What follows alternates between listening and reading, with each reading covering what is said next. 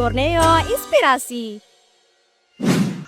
Selamat datang di Borneo Inspirasi dan saya bersama Ibnu Saud, Ketua DPD Gerindra Provinsi Kalimantan Utara, Gerakan Indonesia Raya Provinsi Kalimantan Utara. Jadi kayak saya ngomong Gerindra itu kayak agak-agak sulit, tapi kalau Gerakan Indonesia Raya itu baru lancar. Apa kabar ini Bang Ibnu? Alhamdulillah sehat. Ya, sekaligus beliau ini juga sebagai calon wakil wali kota Tarakan. Ya, Bang, saya ini baru perdana ketemu sama Abang ini. Ternyata Abang ini banyak berkiprah dulu di tingkat provinsi ya. Sementara di Kota Tarakan, apakah memang sebenarnya sering di Kota Tarakan atau malah jarang? Tapi sebenarnya Abang ini asli Tarakan atau asli mana sih sebenarnya? Ya, pertama saya kalau aslinya lahirnya di Berau. Oh, di Berau. Lahir ya. di Berau di Kecamatan Talisayan. Talisayan. Daerah pantai. Oh, jauh itu, Bang. Ya lumayan lah. Tapi kalau istri saya kan orang Nunukan. Orang Nunukan. Nah, tapi hubungan ke Tarakan ini bukan baru sekarang ini karena di sekitar tahun 74-an itu orang tua saya pernah di sini. Dan sampai sekarang pun ada sepupu-sepupu saya di sini yang dari bapak tinggal di Sebengkok. Nah, jadi apa namanya rootnya itu ada juga di sini. Itu makanya ketika terbentuk Kaltara, nah di mana saya saat itu salah satu wakil ketua di DPD Partai Gerindra Provinsi Kalimantan Timur Pada saat itu. ya. Nah, saya dikirim Pak Prabowo ke Kalimantan Utara ini. Karena waktu itu saya terpilih di DPRD Provinsi Kalimantan Utara. Kan dulu ini Dapil 6 Kaltim. Ya. Kalimantan Utara. Dapil sendiri. Ya, Dapil 6 namanya. Ya. Dapil 6 Kaltim. Ketika terbentuk, kita terbentuk. DPRD-nya Saya DPRD di Kaltara. di tahun 2015 ya. Sampai 2019.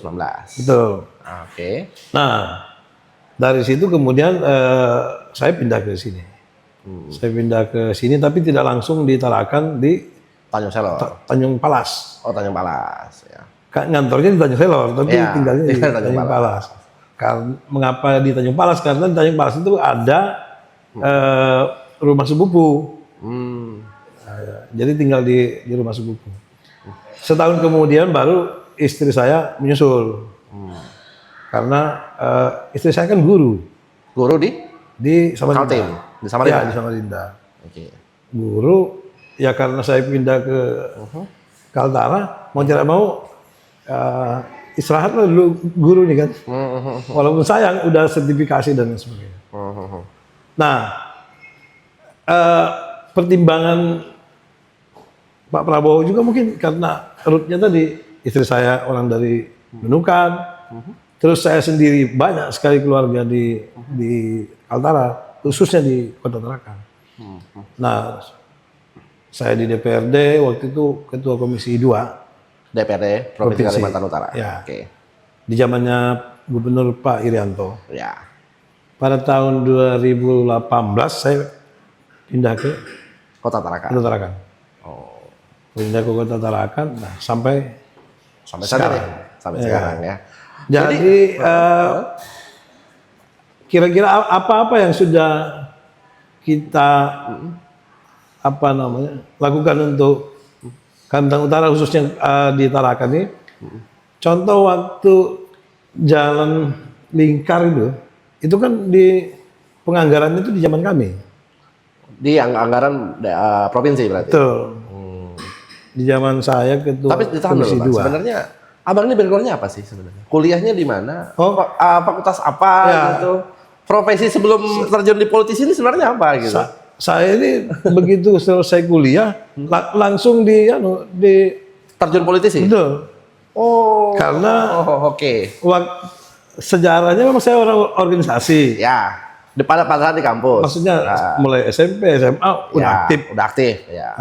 Udah aktif. Jadi OSIS, mengakar lah betul. ya di organisasi. Begitu kuliah sama di HMJ, aktivis lah.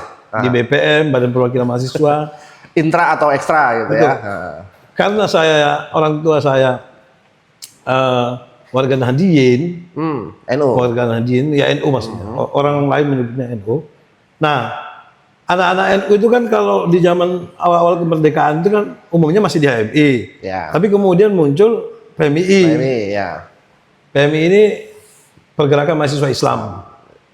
Nah, saya aktif juga di situ, bareng-bareng ada junior saya juga sekarang bupati di Bulungan, Pak Sarwani. Pak Sarwani ya. Nah, saya juga aktif di Gerakan Pemuda Ansor Ya, Kalimantan GP Ansor. Timur.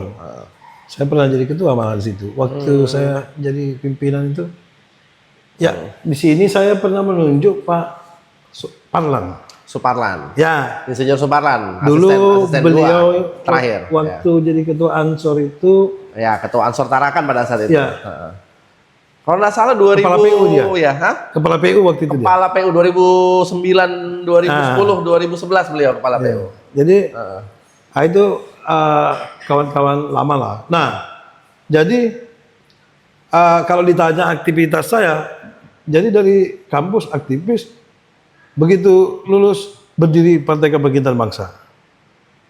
PKB. Ya, saya Masuk PKB. dibawa ke sana Oke. oleh Pak Haji HM Rusli, Ayo Rusli. Ketua PWNU, Ketua PKB pertama. Beliau ini yang punya Hotel Mesra. Mesra Group lah. Mesra Indah di Samarinda. Ya, gitu, ada Mall Mesra Mall Indah. Mesra Indah gitu ya, Hotel Mesra Betul. ya. Nah, jadi pada usia yang sangat muda, baru lulus kuliah, langsung diajak. Langsung masuk partai. Ya, saya juga bingung kan. Ya. Dalam waktu yang tidak terlalu lama, saya lupa 2-3 tahun, saya kemudian jadi ketua Garda Bangsa, bahkan pada tahun 2006 kalau saya nggak keliru, saya diangkat menjadi sekretaris DPW PKB Kalimantan Timur. Berarti memang politisi sejati beliau, Anda ini ya. Ya kira-kira gitulah ya. Dan apakah Anda pernah menyangka bahwa bisa hidup di politisi ini, menjadi politisi ini ya bisa apa ya, ibaratnya dalam hal inilah namanya kita berkeluarga juga, istri juga paham dengan kondisi seperti ini. Nah itu bagaimana melihat, ada nggak masa depan di politisi ini sebenarnya?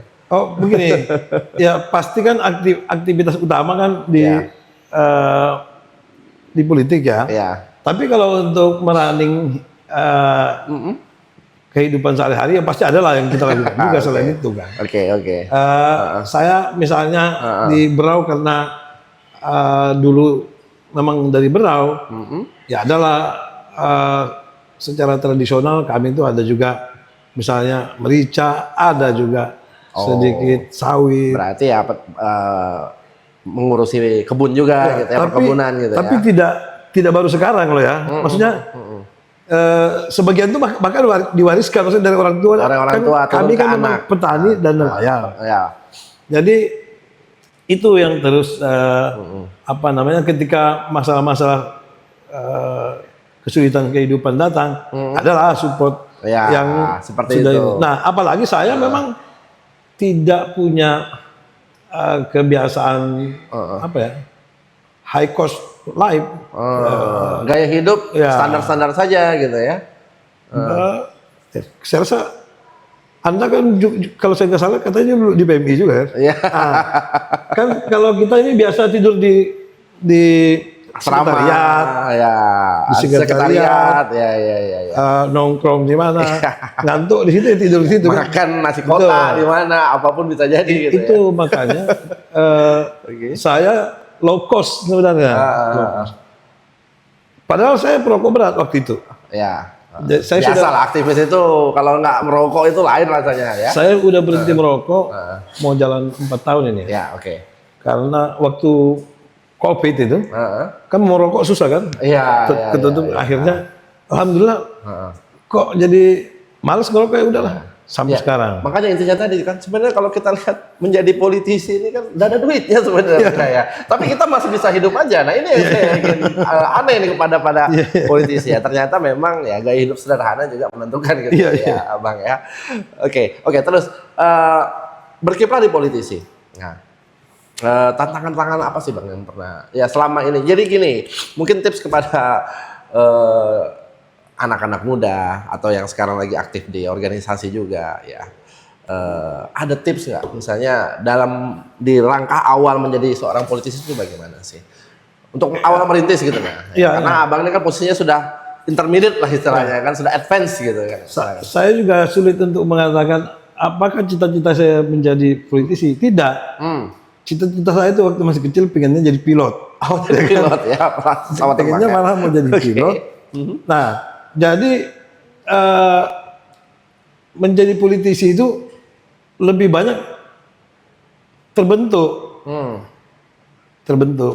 Misalnya biasanya kan seandainya tidak ada reformasi mungkin juga tidak. Ya. Kan saya ini aktivis tapi aktivis di anak muda NU. Ya, anak muda NU. Andai NU tidak mendirikan partai, saya rasa mungkin juga enggak.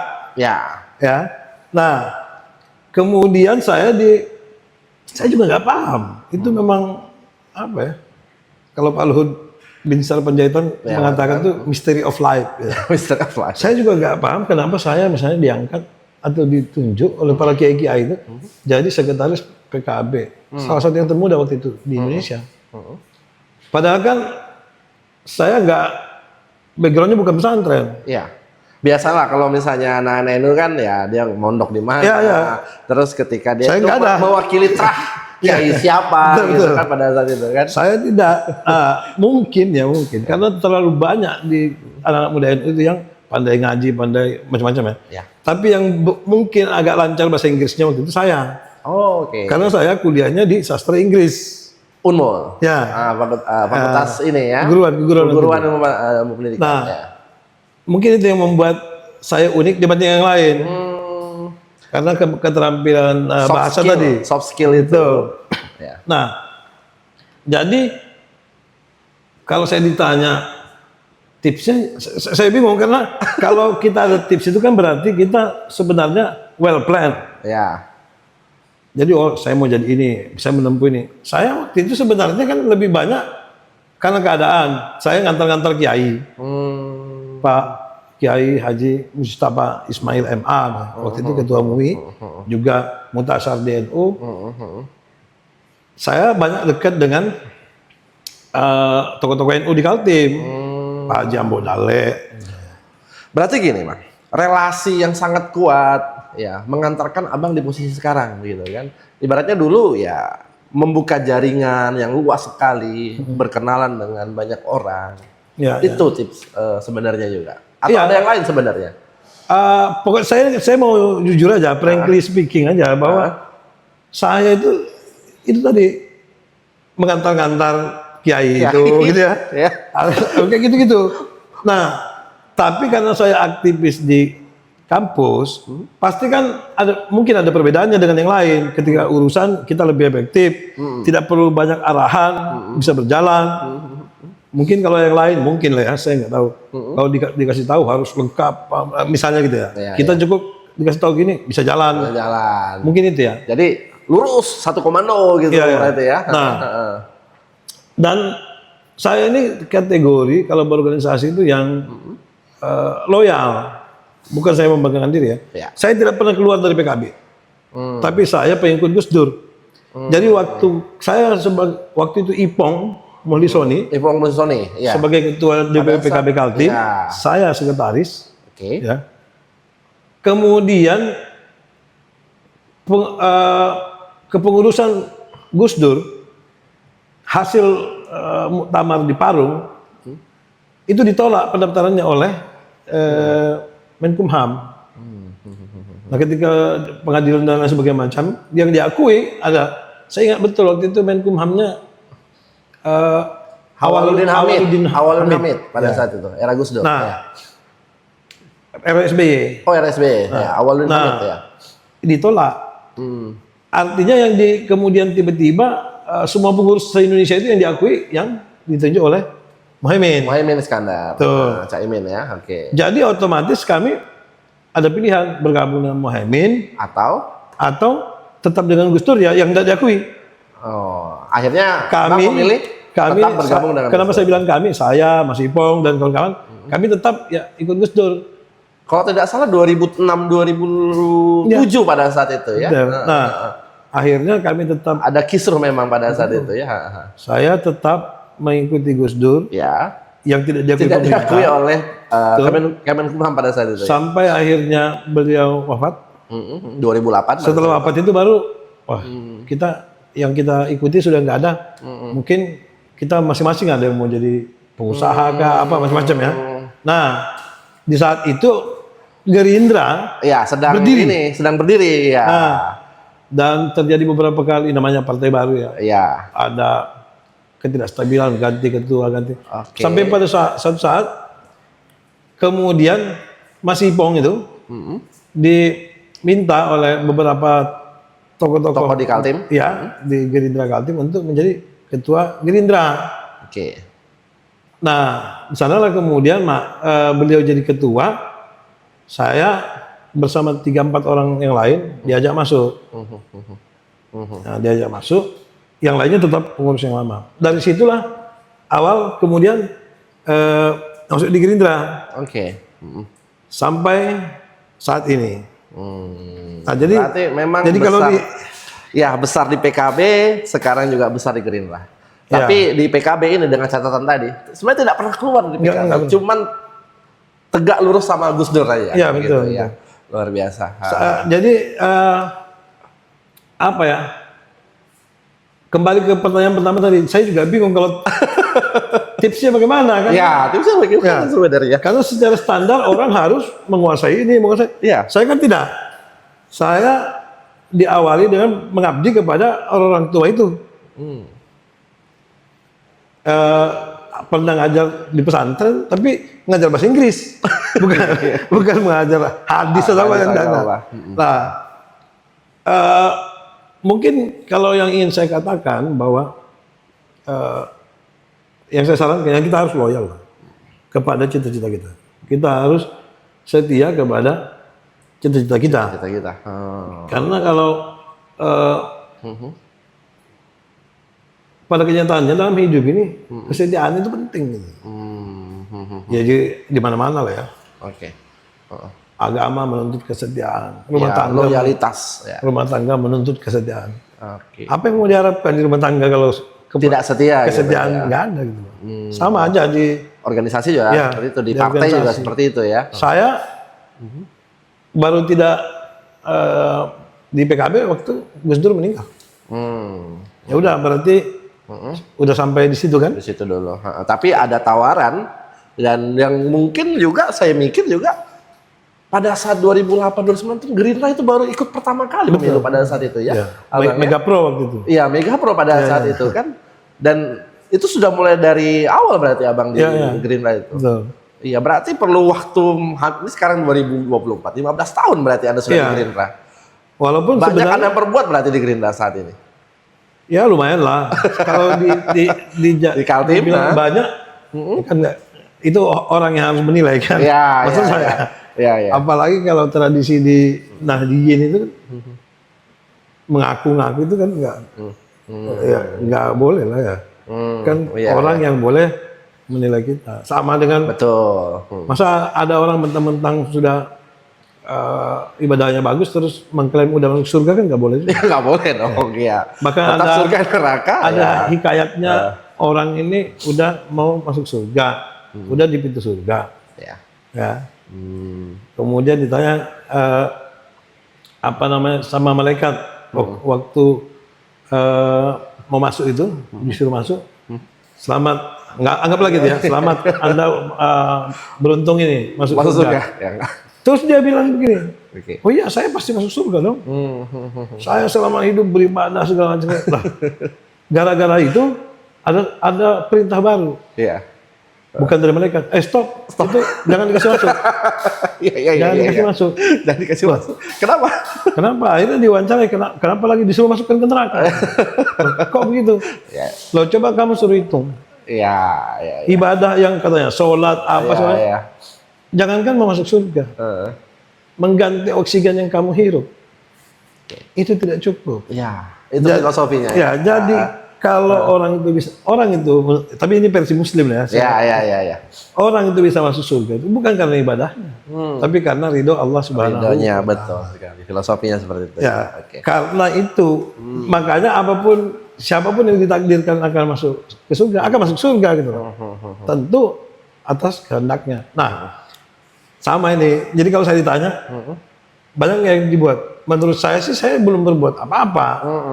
Di Gerindra. Di Gerindra dimanapun saya belum merasa Tidak mengakui bahwa sudah sampai di mana gitu. belum tahu Karena saya. perjuangannya masih panjang. Betul. Ya, kan? Nah. Yang saya tahu saya menjalankan apa yang saya yakini benar. Oke. Yang kedua saya berupaya konsisten Oke. di Baik. dalam Oke.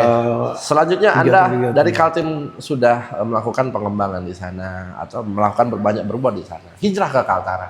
Ya, dari 2015 sampai ketika menjadi anggota DPRD provinsi gitu kan. Nah, Anda melihat sebenarnya Kaltara ini seperti apa ketika duduk di DPRD pada saat itu?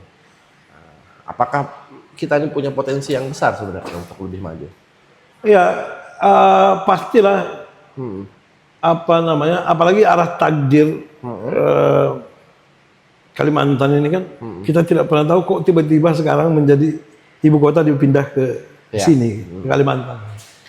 Nah, jadi pada saat itu kan kita tidak tahu itu.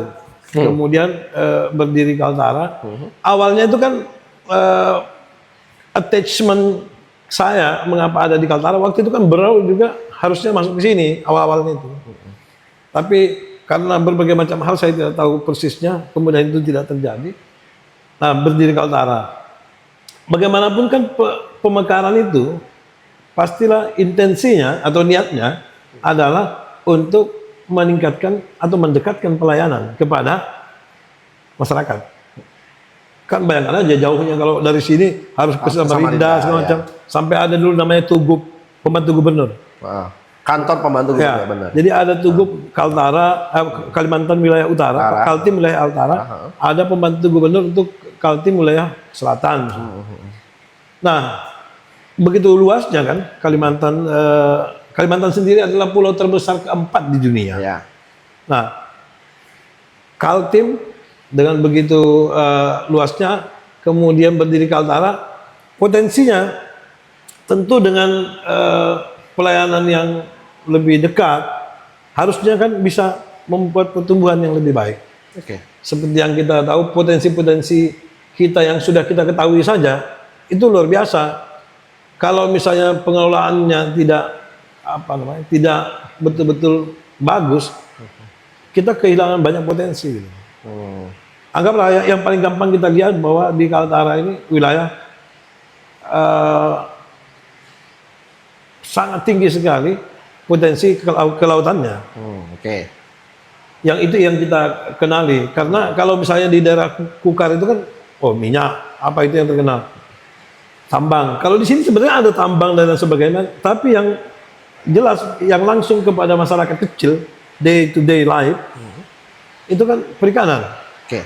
Nah, belum lagi potensi-potensi lain seperti tambang, perkebunan, bahkan ada tambang-tambang strategis yang mineral strategis misalnya yang belum di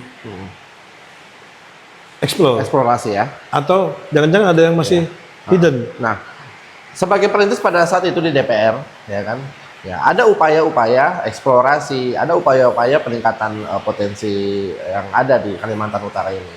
Anda setuju nggak dengan keadaan pada saat itu ya, upaya-upaya tersebut? Oh, begini, saya pastilah setuju, tapi yang saya sayangkan ya. Istilah yang saya gunakan saya sayangkan, bukan kritik ya. Ya. Walaupun itu sumber sekali aja, menyayangkan dengan begitu. Yang saya sayangkan bahwa tidak berhasil dioptimalisasi posisi strategis kita. Oke. Kan ini daerah yang baru, provinsi terbaru. Bahkan waktu itu kebijakan pemerintah pusat saat Pak Jokowi ada 9 kalau tidak salah ya, mudah-mudahan saya tidak salah, 9 kota baru yang di endorse oleh pusat, tapi sampai hari ini itu belum terjadi. Yang harus melakukan percepatan pembangunan gitu ya. Ya, maksudnya kota baru seperti kan ibu kota Kaltara ini kan masih di kecamatan. Ya, Tanjung Selor. Iya, di kecamatan. Kecamatan Tanjung Selor. Satu-satunya ibu kota provinsi yang ada di kecamatan, bukan di kota. Iya. Ya. Tanjung Selor bukan kota, Pak. Iya. Kecamatan. Ya. Iya. Nah, itu menurut saya harusnya itu lebih cepat kalau hubungan pemerintah provinsi ketika itu ke atas, ke bawah, dan ke samping berjalan bagus. Samping artian dalam mitra bersama DPRD Betul. pada saat itu. Ke atas ya pemerintah pusat, ke bawah ya masyarakat lah. Karena susah juga kalau pergerakan pemerintah kalau demo apa segala macam. Atau ada resistensi dari mitra di DPRD. Saya menyayangkan ketika itu tidak kompak antara Pemprov dengan DPRD. Sehingga ketika masa berakhir jabatan Anda di Dewan, mungkin ada yang kurang ya, ada yang perlu diperbaiki lagi ke depannya gitu ya. Banyak, banyak pasti namanya daerah baru pasti banyak ya, Ya. pasti banyak. Saya Pak Irianto, saya percaya dia berupaya keras, Ya. tapi kan tidak bisa kita bekerja sendiri, kita harus Berkolaborasi. berkolaborasi. mungkin. Nah, karena bagaimanapun seperti yang kita tahu, misalnya di pusat sana, para komandan-komandan di Jakarta itu kan terdiri dari berbagai macam partai. Ya, you like it or not, memang begitu. Oke. Jadi kalau mau mendekati orang di, let's say misalnya orang Golkar di pusat, kan paling enak kan melalui orang Golkar, Pak. Ya. Ya kan? Ya. Kalau mau mendekati petinggi Gerindra, paling enak ya melalui orang Gerindra. Orang gitu. Gerindra. Ketimbang lewat samping gitu. Oh, ya. Nah, itu yang kadang-kadang, ya ini juga pelajaran buat saya nanti di kota. Tarakan. Ya, kita harus open minded dan kita harus mau bergandengan tangan. Ya. Nggak bisa kita keras kepala. Oke. Tidak Tidak bisa mungkin. membentukkan ego sendiri Nggak bisa. gitu ya. Harus menerima kritikan begitu ya, Pak. Ya, memang by nature kita kan begitu. Iya. Emang kita bisa lahir sendiri? Oh, ya. Tidak kan? Kita perlu seorang perempuan yang kita panggil ibu. Seorang perempuan yang kita panggil ibu ini juga nggak bisa dipanggil ibu kalau tidak ada seorang pria yang jatuh cinta kepadanya. Ya. Oke. Begitu terus muter-muter ya. Artinya dari awal kita memang makhluk sosial. Kita Homo sapiens. Sapiens. Ya. Kita tidak diciptakan untuk berdiri sendiri. Betul. Ya. Karena saya mulai lahir sampai sekarang belum pernah sekalipun dapat melihat tengkuk saya Ya. atau melihat punggung saya, belum pernah. Belum pernah. Saya butuh orang lain untuk melihat itu nih. Ya. Oke. Nah, Oke. mau jenius apapun, begitu kenyataannya. Kita butuh bantuan orang lain. Betul, Itu kita intinya, membutuhkan ya. Oke. orang lain. Jadi itu yang tidak boleh diulang. Oke. Perasaan saya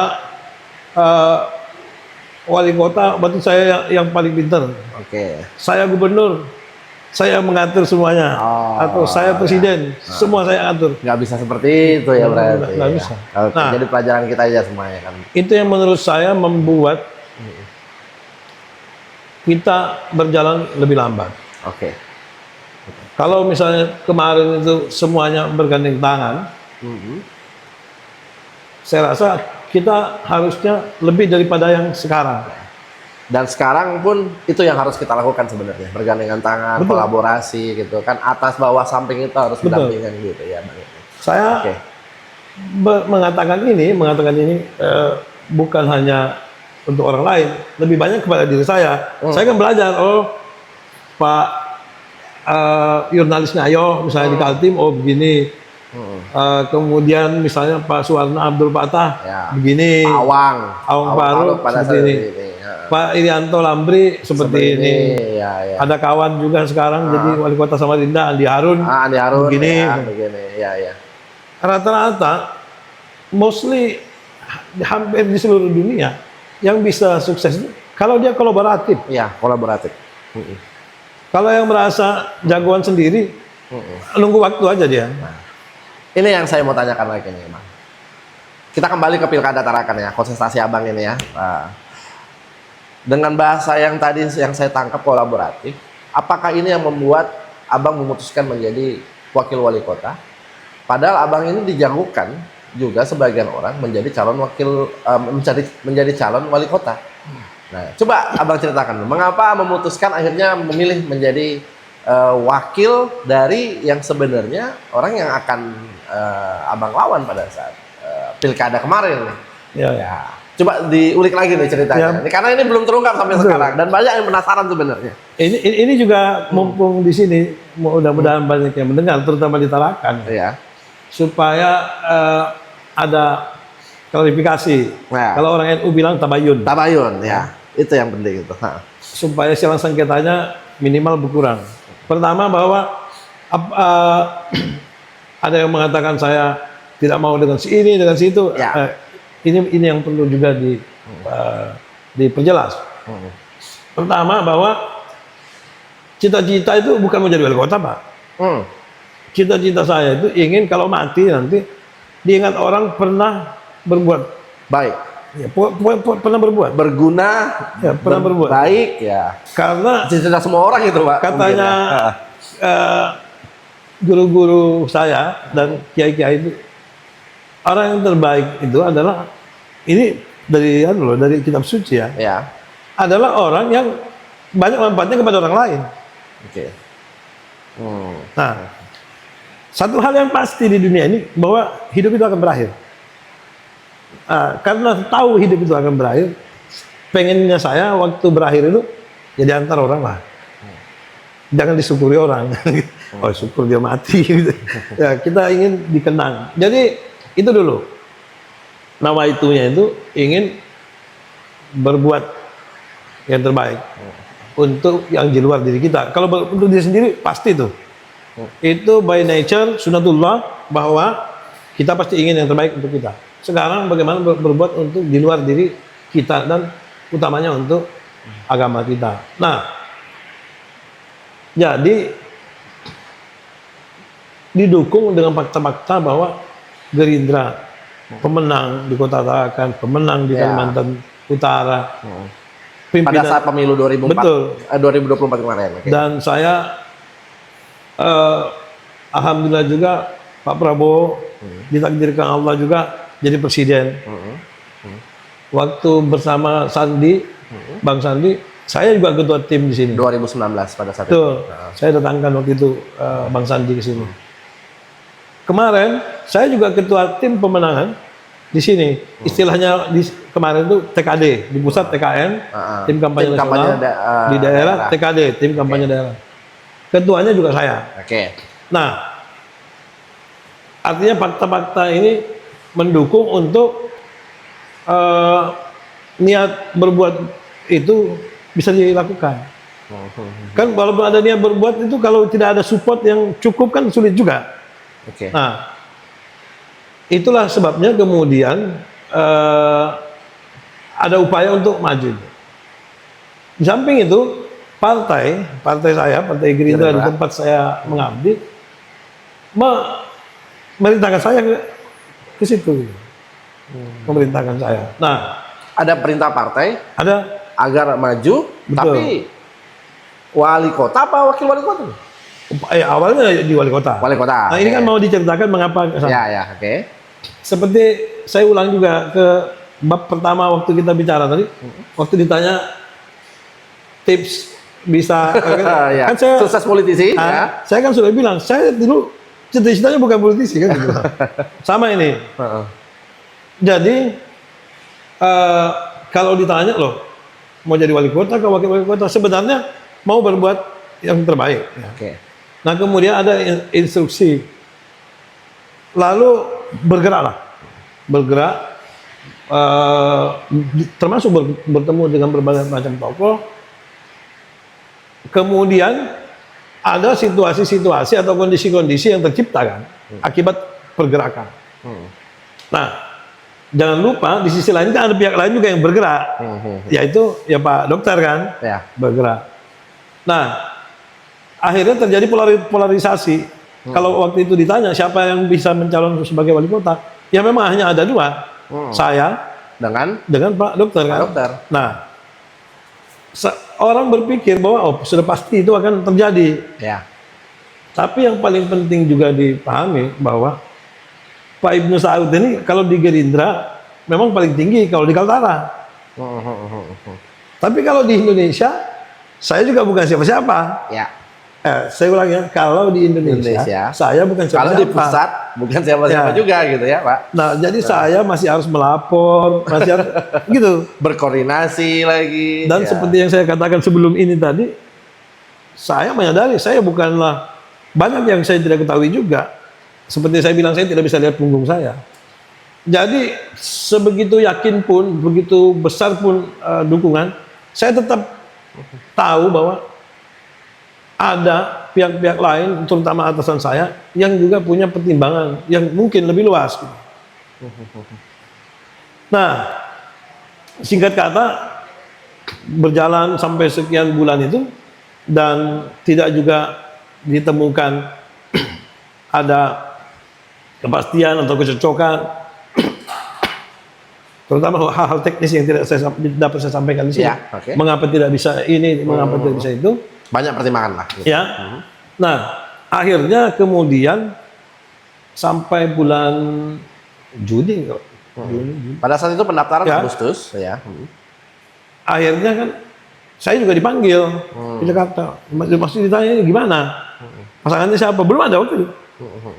Belum Dan saat itu masih proses seleksi Betul. ya, dan penjaringan gitu pada belum saat ada, itu. Ya. dan pada akhirnya belum ada yang memenuhi kriteria yang diinginkan baik secara pribadi maupun organisasi.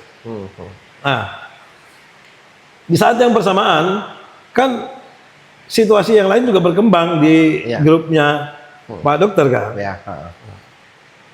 Itu yang kemudian menjadi pertimbangan pimpinan kami di Jakarta. Petanya waktu itu hampir semua partai kan juga merapat ke sini. Ya. Ke kubu Gerindra misalnya. Bukan ke Pak Dokter kan? Pak Dokter, oke. Nah, memang Gerindra bisa maju. Ya. Bisa maju. Kan pertanyaan orang itu, lo kan bisa maju sendiri. Iya. Ya. Itu yang perlu dijelaskan bahwa niatnya Pak Dokter kan juga pasti mau membangun. Sama aja dengan kita. Mungkin ada beberapa perbedaan-perbedaan yang teknis, tapi secara substantif sama-sama Punya visi dan misi Iya. yang sama sebenarnya. sama-sama ingin memberikan yang terbaik. Nah, Ya. kemudian mungkin Jakarta melihat ya, bukan ini bukan saya, ini Jakarta. Polarisasi pasti akan ada tuh. Kalau saya maju berhadapan-hadapan, pasti akan ada polarisasi besar. Mungkin ya Jakarta pikir loh, bukannya Pak Dokter ini periode terakhir. Ya udah, bagaimana kalau digabungkan? Bukan saya loh ya, saya ulangi, bukan saya yang berpikir begitu. Bukan saya yang berpikir begitu. Nah, saya dipanggil menghadap ke Jakarta. Karena belum ada pasangan ya saya menyampaikan bahwa ya memang belum ada. Mandat itu akhirnya ya saya sampaikan, ya saya serahkan kepada DPP. Dan pada saat itu waktunya udah deadlock juga ini ya? Iya, Atau gimana? waktunya Sudah last minute sekali gitu udah ya? dekat. Bisa nggak saya maju? Oh bisa. Bisa. Terus, tapi kan begini, kita kan maju tadi saya bilang kan untuk mengabdi. Dan itu bisa terjadi kalau menang, Pak. Oke. Kalau saya main tunjuk asal aja, wah itu kan bunuh diri. Dan pasti pimpinan juga akan marah lah. Ente ini gimana? Anda kalau maju itu harus bisa menang, harus bisa menggambarkan secara rinci Sikap, setiap sikap Anda. setiap stepnya itu Statement, untuk menuju kemenangan gitu. Nah, shortcutnya beginilah. Udah itu diserahkan ke DPP. Nah, akhirnya ada pertemuan-pertemuan itu, Oke. pertemuan-pertemuan dengan Pak Dokter dan lain sebagainya. Ya udah, saya mengikuti aja keputusan Jakarta. Akhirnya disanding lah. Akhirnya ya, dengan. bersama. Oke. Nah, tapi ini penting saya sampaikan ya. Ya. Saya, dan boleh ditanya ke Pak Dokter Heru, siapapun di sekitar beliau. Saya berpasangan dengan beliau ini betul-betul tulus saja. Saya sampaikan di sini, pernah juga saya sampaikan di podcast yang lain. Tidak ada saya menandatangani misalnya dokumen Kontrak gitu. kontrak politik Kontrak politik. bukan ya? Nggak ada. Ya. Saya ditanyai apakah perlu, enggak ada. Karena menurut saya itu kan sudah diatur. Kita punya kontrak dengan negara kan, bahwa kita bersumpah untuk menjalankan amanah itu seluruh-luruhnya kan. Terus kalau misalnya ada orang pakai perjanjian-perjanjian, loh itu kan melanggar juga, Pak. Kan sudah ditentukan oleh peraturan perundang-undangan, oh ini kewenangan, ini kewenangan. Kalau misalnya ada orang mengatakan, oh bagi 60-40, apa yang mau dibagi? Saya tanya. Apa yang mau dibagi? Kan katanya, oh harusnya bagi kekuasaan. Kekuasaan yang mana? Harus jelas, harus rinci. Itu ujungnya, kalau kita paksa, di bawah todongan senjata, sebut apa yang mau dibagi. Pasti proyek itu. Nah. Ya Pasti kan? proyek kan? Apa yang mau dibagi coba? Tanda tangan nggak bisa dibagi, Pak. Masa tanda tangan separuh terus lanjutkan Pak Ibu kan nggak bisa, nggak sah. Ya, kan? Ya. Tidak mungkin itu yang dibagi itu tanda tangan. Tidak mungkin. Terus apa yang dibagi itu? Yang katanya pembagian kekuasaan itu apa? Pasti itu ujung-ujungnya itu kong kali kong membodohi rakyat. Nah, saya penting sampaikan di sini kepada Bapak, Ibu, sahabat sekalian di rumah, saya menerima keputusan pimpinan saya dengan tulus, dengan ya sesuai yang ditetapkan oleh peraturan perundang-undangan saja. Loh, nanti bagaimana kalau ditipu? Loh, Siapa yang merasa tertipu? kan begini, sama orang kalau menikah, yang menikah, saya termasuk orang yang dapat dikatakan nggak punya harta, karena harta atas nama istri. Ya. Kalau bilang orang nggak bahaya kan, Pak? Loh kenapa? Kenapa? Nah, nanti kalau terjadi perceraian katanya, loh, Anda kalau menikah masa niatnya mau cerai? Enggak lah ya kan? Kalau niatnya orang menikah itu mau cerai, ya pasti harta aku pegang sendiri. Iya. Niat saya berumah tangga sampai mati kok. Iya. Nah kalau saya sudah mati kemudian misalnya istri masih hidup, nanti bagaimana kalau dia dengan orang lain? Loh, Lah, itu hak dia sudah. sudah. Kita sudah mati kok. Takdirnya Ya, seperti itu gitu kan kita ya. sudah mati, kecuali kita hidup gitu loh. Oke. Nah, Oke. sama ini. Emang niatnya apa? Gitu?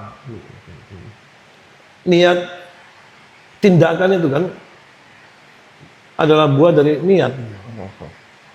Niat tanpa tindakan itu juga nggak ada gunanya. Oke. Nggak akan ada apa-apanya.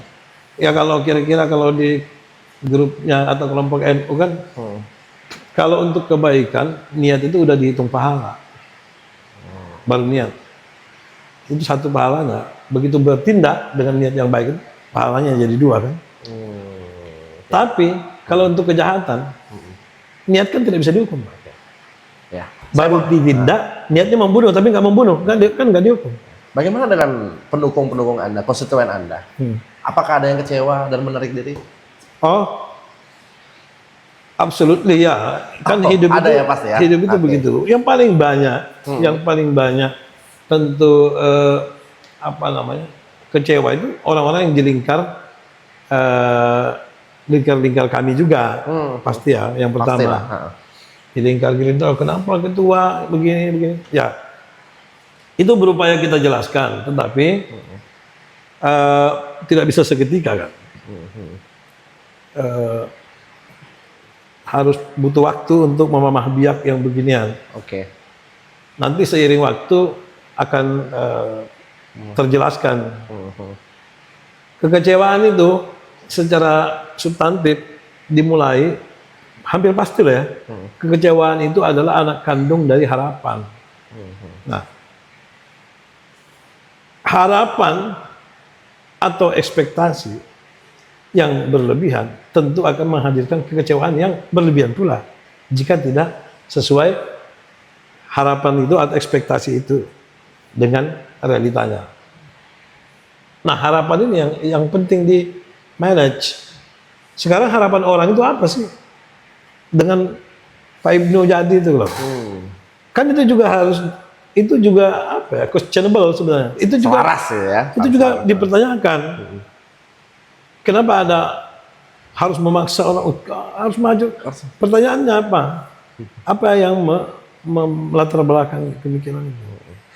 Saya tidak mengatakan siapa, tapi intinya saya sudah sampaikan tadi, niatnya mau berbuat yang terbaik, dan saya melihat ada jalan. Tapi kalau misalnya niatnya mau memperkaya diri, saya rasa harusnya bukan jalannya ini kan. Oh iya. Jadi pengusaha saja gitu, Iya. kalau mau memperkaya diri gitu. Nah, mumpung Pak Prabowo jadi presiden, teman-teman saya ada yang jadi menteri, ya kan gitu ya. Ada kesinambungan antara pemerintah Betul. pusat, pemerintah provinsi dan pemerintah daerah. Mending jadi makelar kali ya. Iya, pemerintah kota atau kabupaten gitu kan. Iya, bukan, maksudnya gini.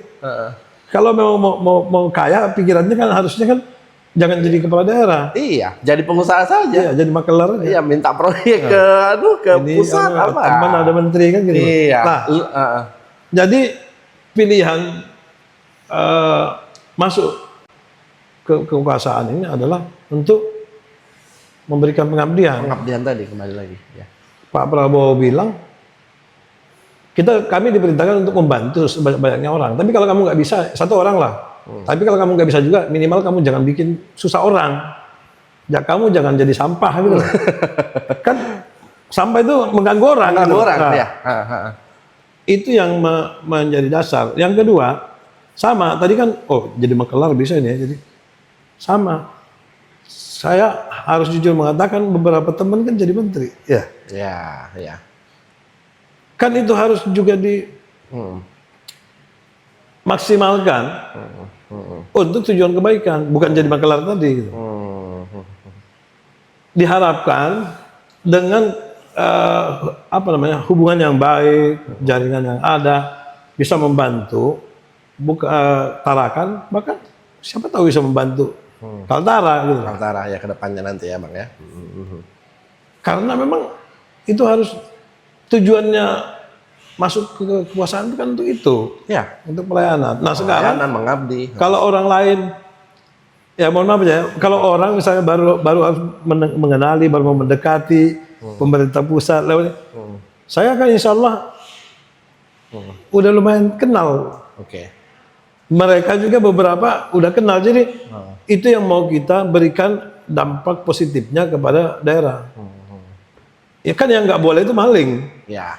yang nggak boleh itu korupsi. Kalau mengusulkan apa segala macam nggak boleh gitu. Abang, saya kembali lagi, ini masalah misalnya nanti sudah dilantik gitu ya, bekerja di pemerintah kota ya, sebagai wakil wali kota. Banyak yang mengatakan wakil wali kota itu masyarakat yang mengatakan itu ban serep, tidak berfungsi juga ketika dalam birokrasi atau dalam segala macam. Tetap keputusan ada di wali kota. Nah, pasti abang mendengar bahasa-bahasa seperti itu. Nah, tanggapannya gimana?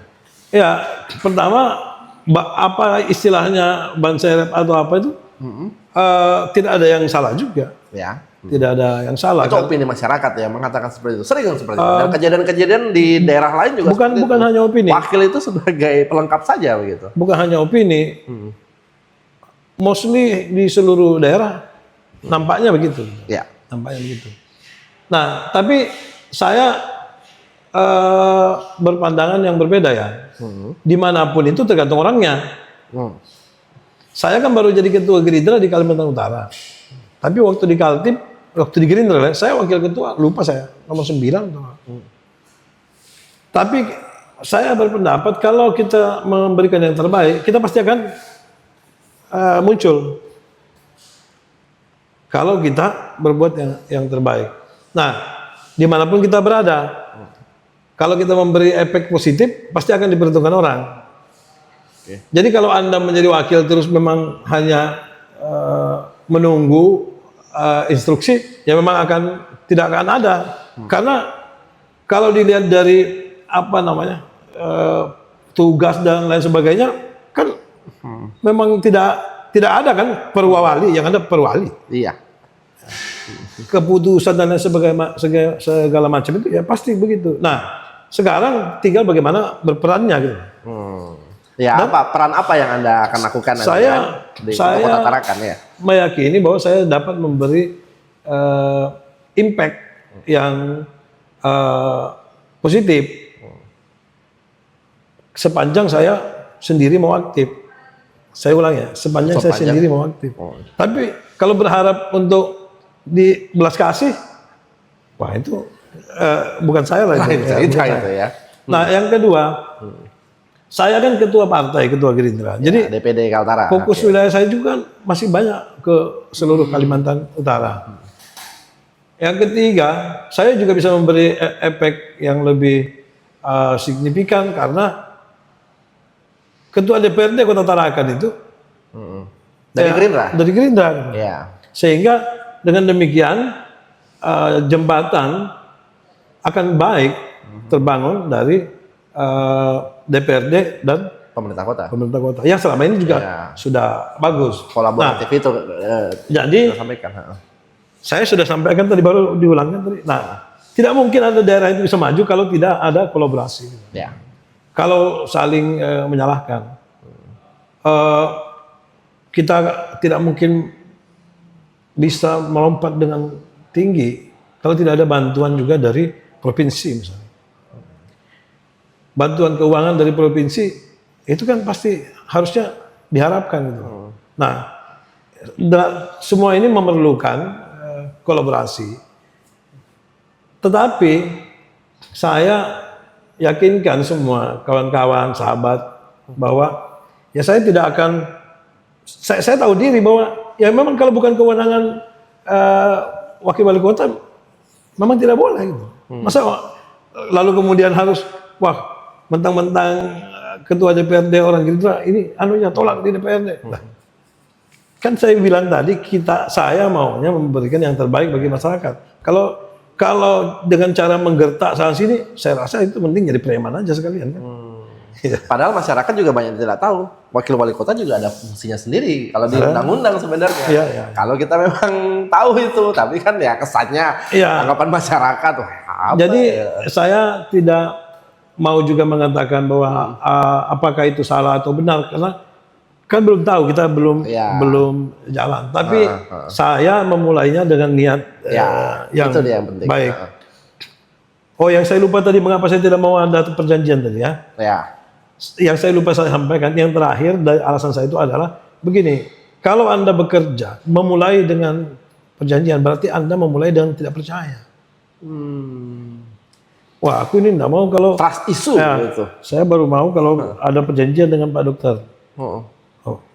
Kalau enggak, jadi kalau dia macam-macam, nah ini perjanjiannya. Iya enggak? Nah, nanti kubongkar dia. Padahal namanya pasangan harus saling percaya gitu. Iya. Jadi saya rasa kalau bekerja dengan sambil melilitkan tali di leher orang atau di leher saya nggak mau. Perjanjian itu menurut saya anggap tali yang dililitkan di leher. Oh, enggak bisa begini, enggak bisa begitu. Oh, harus begini, kalau enggak saya bongkar bahwa ada perjanjian seperti ini. Nah, saya tidak mau, karena saya mau hidup tenang deh, ya kan? Saya menaruh kepercayaan 100% kepada Pak Dr. Hairul. Tentu saya berharap begitu juga kan. Saya dipercaya. Jadi bukan soal pembagian kerja, karena pembagian kerja itu kan sudah ada pembagiannya. Sudah ada aturan yang mengikatnya gitu. Nah, problemnya kalau memulai dengan segala macam perjanjian lah, segala macam, berarti kan saling mengintip, menunggu kesalahan. Nah, mencari-cari kesalahan malah. Itu alasan yang belum lupa saya sampaikan tadi, mengapa saya tidak mau seperti itu. Selain supaya semua kawan-kawan, sahabat sekalian di luar sana tahu saya tidak berdagang sapi. Kan jangan sampai ada pikiran Pak Ibnu mau saya kan dikasih uang. Oh Pak Ibnu mau ke sana karena nanti dia dapat pembagian. Padahal menjadi wakil wali kota. 60-40. Ya wakil wali kota sudah ada gajinya kok, Ya. sudah ada tunjangannya kok sebenarnya. Karena ada aja Apa yang dicari? 1-2 yang via WA segala macam yang menuduh begitu. Oke. Bahwa wah kenapa mau jadi wakil karena majunya enak, bukan enggak keluar uang sama sekali, malah kabarnya dapat uang. Waduh. Kabarnya Pak Ibnu dikasih uang sekian miliar supaya mau jadi wakil, supaya kota kosong. Ada yang mau WA saya begitu tapi ya nggak apa-apa, that's life. Iya. Orang boleh beropini macam-macam. Ya dan nggak apa-apa kan namanya orang berpendapat. Tapi yang tahu itu kan saya dengan Pak Dokter. Apakah saya ada dikasih uang sekian supaya jadi kota kosong? Ya enggak gitu. Enggak juga. Jadi- Padahal kita tahu namanya pemilu ini ya ada juga kos politik sebenarnya, bukan Ya. masalah duit apa Betul. untuk macam-macam segala macam gitu. Tapi banyak yang berpendapat bahwa saya tidak keluar sama sekali. Malah dapat katanya. Nah, itu opini macam-macam ya. Tapi hebat juga kalau ada yang begitu ya. Iya, iya. Menerka padahal faktanya tidak. Nah, itu Ya, yang tidak bertabayun itu juga agak susah itu. Ya, makanya. Ya. Tapi saya dapat mumpung di sini ya, saya mau katakan, saya tidak ada dapat yang kayak gitu-gitu, misalnya dikasih uang apa supaya mau nyari, enggak. Wallahi lillahi ta'ala enggak. Ya udah berpasangan, ya saya terima dengan lapang dada, dengan ikhlas. Karena itu adalah perintah juga dari pimpinan saya, ya saya jalankan. Saya percaya pimpinan tidak mungkin mau mencelakakan saya gitu. Itu yang paling penting. Jadi nggak ada tuh saya terima Nggak ada lah, duit ya, dari Pak Dokter segala macam. Minum dulu kita pakai ya. Ini nggak terasa mau 1 jam udah kita ngobrol-ngobrol. Ini coba saya ini pertanyaan saya yang terakhir ini mungkin Bang. Mungkin selain orang tua atau saudara gitu kan. Bisa nggak sebut 1 atau 2 nama atau 3 nama nggak apa-apa yang sangat berpengaruh dalam hidup Ibnu Saud gitu kan. Ya mungkin teman kuliah kah atau teman politik kah, politisi juga. Mungkin bisa disebutkan. Ini selain keluarga orang tua gitu ya. Kalau keluarga pasti gitu ya. Nah, gitu. Saya sulit kalau disuruh menyebut nama karena Nggak apa-apa. saking banyaknya. Tapi ada nggak yang Iya. sangat-sangat mengena, yang betul-betul membantu seorang Ibnu Saud merintis perjalanan karirnya? Gitu? Ya pasti ada lah. Cuma saya mau memulainya begini ya. Saya bisa ke tempat ini itu karena mungkin ribuan orang begitu. Ya, yang Pernah ditemui. yang telah memiliki saham di dalam diri saya gitu. Ya. Ya, tentu tidak perlu menyebutkan lah. Yang paling jelas itu misalnya Allah Subhanahu Wa Taala, terus orang tua saya. Nggak mungkin saya ada di sini kalau orang tua saya nggak ada kan. Nah, itu tidak perlu saya sebutkan, itu udah pasti ya. Iya. Nah, saya bisa sampai pada posisi sekarang ini memang apa ya? Sulit saya kalau menyebutkan hanya 2-3 orang. Misalnya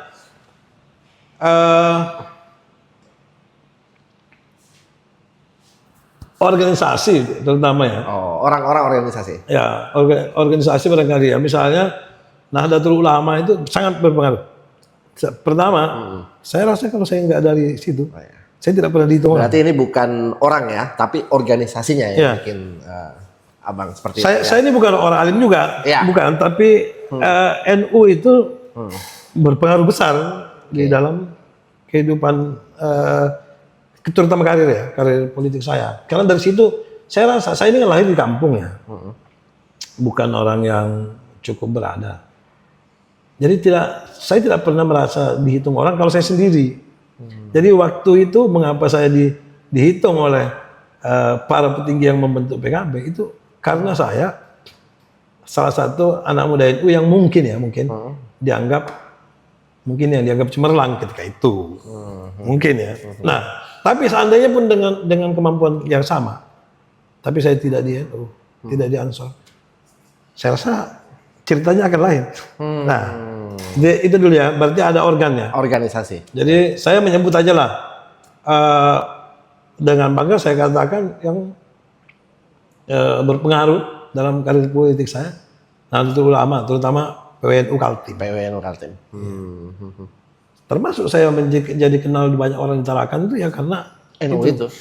dulu MUI apa segala macam. Nah sekarang beranjak ke orang, ya. Setidaknya orang yang berjasa dengan saya juga itu yang di politik lah ya. Pak HM Rusli. HM Rusli. Ya. Beliau ini mantan ketua PWNU Kaltim, pernah jadi ketua DPP PKB Kaltim, pertama, ketua pertama, pemilik Mesra Group, Hotel Mesra Internasional, Mall Mesra Indah. Mall Mesra Indah. Dekat sekali abang dengan beliau ya. Dekat, gimana ya? Saya pernah jadi demonstran, maksudnya menghantam beliau itu. Pada saat mahasiswa? Enggak, sudah dia tuh. Oh. Berhantaman ya. Oh, oke. Jadi unik juga, waktu itu saya belum jadi sekretaris, tapi hantam-hantam, pokoknya menjelek-jelekkan juga saya. Namanya masih muda kan. Tapi anehnya, ini namanya kebijaksanaan. Begitu ketemu Gus Dur, dan ada perombakan pengurus di Kaltim, beliau juga yang mengusulkan. Itu bahasa Banjar ya. Itu masukkan aja Ibnu itu sekretaris. Iya. Jadi saya langsung menjadi pejabat tinggi di partai, padahal orang yang memusuhi dia. Nah, iya ya. Mengapa itu harus saya sebut orang tua ini? Karena kan aneh itu. Saya ini yang menghujat juga segala macam ya. Iya. Tapi malah ya sudah ini aja yang jadikan. Mungkin pikirannya kalau orang bandel itu kalau dikasih tanggung jawab, baru kau tahu, baru kerasa ya. Mau nggak mau potong rambut dulu, gondrong kan? Iya. Pakai aktivis ya. Pakai lapis robek, mau nggak mau ganti gitu ya. Nah itu ya. Jadi ada Pak, kayaknya almarhum Haji Rusli, terus tanpa mengurangi ya banyaknya para kiai yang tidak bisa saya sebutkan. Terus ada kawan dekat juga, kawan dekat namanya Ipong Musisoni. Ya, kalau ini kawan, betul-betul kawan.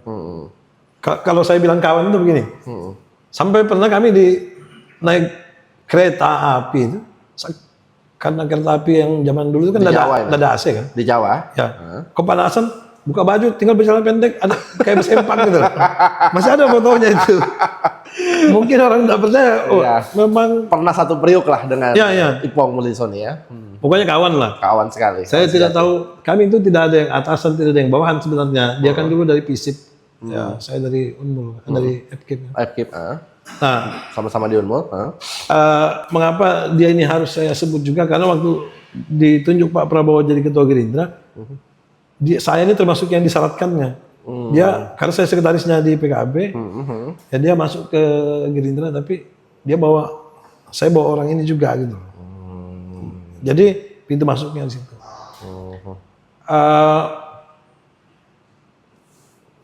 Itu ya, kalau yang siapa lagi? Budi Jiwandono. Gerindra, ya. Iya. Anggota DPR sekarang. Iya, DPR sekarang. DPR ya. Kenapa menyebut bukan karena dia keponakan Pak Prabowo yang ada urusannya dengan itu. Tapi memang bersahabat sama beliau. Kan dia ketua pertama di Kaltara, saya sekretaris. Oke. Budi ini gimana ya? Berkawan sebenarnya. Enggak. Tidak ada perasaan dia pimpinan saya juga. Berkawan. Orangnya, saya juga nggak nyangka dia kan lulusan Amerika semuanya. Saya pikir anak orang kaya. Bapaknya dulu mantan gubernur Bank Indonesia. Iya, ibaratnya kalau bahasa sekarang tuh anak-anak yang inilah, cengil ada borju lah. Ya, borjuis lah. Tapi saya pikir pasti orangnya agak angkuh atau apa. Enggak. Ketika sudah masuk, dia ini Budi itu pernah sampai ke Malinau segala saya bawa. Masih sangat down to earth lah ibaratnya ya, bersahaja sekali beliau ya. Oke. Mas Budi ini yang kasarnya ya, yang menunjuk saya jadi ketua di sini itu hampir dapat saya katakan dia lah. Karena kan dia ketua, begitu terpilih DPR RI, Dan dapil Kaltim memang ya? dapil ya, Dan Kaltim Kaltara. dia mau mundur dan dia sudah duluan ngasih tahu, saya mundur, ketuanya Ibnu aja, Pak Ibnu aja gitu. Di Kaltara. Dia panggil saya Pak Ibnu. Nah, jadi saya juga bingung loh, kok tiba-tiba saya jadi ketua. Waktu itu kan banyak tokoh sini, ada Pak Lid Ingai Ingat di ya. Bulungan, banyak. Saya di Yang sudah masuk kader Gerindra dan orang Kaltara lah memang. apa pertimbangannya Mas Budi juga saya tidak terlalu paham.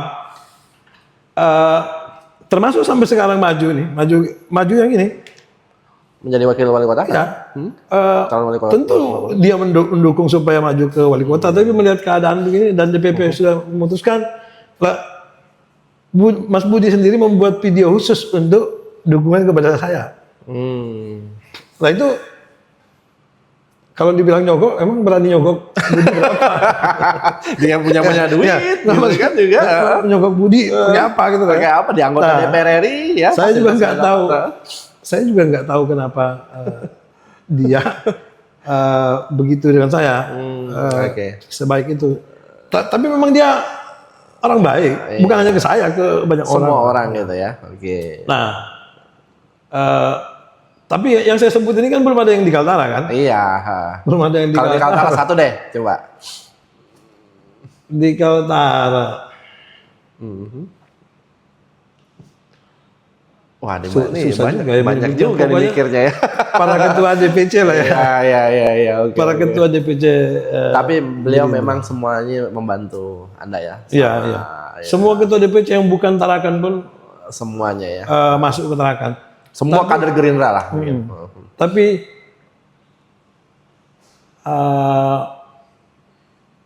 to be precise, mungkin Muhammad Yunus lah sekarang yang jadi Ketua DPC Tarakan ya. Beliau. karena saya waktu pertama datang ke sini belum ada yang saya tahu. Saya pakai mobil bututnya itu apa dulu? Apa Avanza? Bukan, Carry? Honda ini. Honda? Oh, Honda Jazz? Ya, Jazz yang kecil. Jazz kecil. Ya. Itu yang kemana-mana mendampingi. Ya, saya rasa pengaruhnya ada lah. Oke. Nanti kita panggil Bang Yunus ke sini lagi ya. Terakhir. Oke. Terakhir, dan ini the most important one, ya Pak Prabowo lah. Oke. Ya. Karena kalau beliau tidak nunjuk waktu di Kaltim, saya rasa cerita ini tidak akan pernah ada. Berubah berita itu. Ya, cerita saya bisa saja, yang pasti tidak begini. Dan Pak Prabowo kan tidak kenal saya. Iya. Tidak kenal saya. Latarnya dari mana? Iya, ini maksudnya siapa gitu. tahunya itu kan mungkin Mas Ipong ya. Tapi Ipong bawa gerbong beberapa orang, 4 orang misalnya. Satu di antara itu ada orang yang namanya Ibnu ini. Tapi ketika misalnya menunjuk menjadi ketua Kaltara, kan beliau pasti sudah tahu nama saya. Karena saya dilantik di Hambalang. Itu juga saya heran. Maksudnya ada banyak menurut saya most influence individual di Kaltara, tapi mengapa Ibnu saya tidak tahu. Dan kalau saya dibilang dekat dengan Pak Prabowo atau enggak, saya tidak merasa begitu. Saya tidak merasa seistimewa itu, apalagi dari Kaltara ya, yang secara politik saya rasa tidak begitu cukup diperhitungkan. Oke. Tapi tiba-tiba misalnya sekarang maju menjadi wakil wali kota, dipercaya menjadi ketua partai. Alhamdulillah setiap pemilu naik perolehannya. Dan yang saya kagumi juga dengan beliau ini, sistemnya itu loh berjalan. Konsepnya berjalan. Ya, maksudnya sistem di partai itu. Partainya berjalan. Jadi tidak mesti ya, apakah saya ketemu dengan Pak Prabowo? Enggak juga. Apakah saya menjilat ke sana kemari? Enggak juga. Tapi saya misalnya ada korwil apa dan lain sebagainya ke atas itu, dan hanya melalui itu, dan Pak Prabowo nampaknya memang menjalankan sistem itu. Baik. Oh karena memang ini sistemnya, oh dia ini memang ketua, dia punya prestasi, mungkin begitu ya. Oh dia layak begini. Saya melihat khusus untuk saya merasa begitu. Karena saya sampai hari ini belum pernah sekalipun secara pribadi menghadap kepada beliau. Walaupun Anda ketua DPD provinsi. Jadi ketemu ya di acara di Hambalang ketemu, tapi maksudnya ketemu menghadap dalam rangka apa enggak. Tapi faktanya dari keputusan-keputusan yang terkait Kaltara, saya juga heran. Saya merasa sangat tersanjung lah dengan apa yang sudah terjadi selama ini. Ya saya kira yang harusnya tadi diminta singkat soal ini ya, susah juga untuk singkat. Setidaknya itulah yang dapat saya sampaikan beberapa. Baik, sudah banyak sekali. Pada kenyataannya saya mau menutupnya bahwa tidak ada terjadi kita bisa jadi sesuatu di dunia ini sendiri. Oke. Jadi saya mohon maaf menyebutkan hanya beberapa itu ya karena seharusnya saya menyebut Banyak orang. ribuan orang gitu. Oke. Dan saya pengingat. Iya. Saya pengingat. Selalu ingat Oh yang ini orang pernah yang menolong ya. saya waktu di kampus. Waktu ada utangku di kantin, aku nggak ada duit, dia yang bayar. Itu kan Kebaikan orang pasti akan Anda ingat saya ya. harus Kebaikan ingat dan itu juga. keburukan orang pasti Anda ingat. Ada kos belum bayar sampai berapa bulan, tapi dia bayarkan. Oke, baik. Itu ada teman saya gitu juga. Jadi sulit juga saya mau mengatakan satu persatu, tapi itu yang saya sampaikan itu terutama sekali yang relate ke politik. Baik. Yang relate ke politik karena itu yang sedang kita bicarakan sekarang. Oke, baik. Bang Ibnu ini sudah Iya. banyak sekali kita ngobrol-ngobrol. Ya asik juga ngobrol-ngobrol kita pada hari ini. Dan terima kasih pemirsa sudah menyaksikan kami di podcast Berinspirasi. Terima kasih Bang Ibnu. Yuk. Ya, salam jumpa bagi Anda dan sukses nanti ya untuk Amin. ke depannya. Sampai jumpa di podcast Berinspirasi yang akan datang dan ya selamat jumpa kembali. Borneo Inspirasi.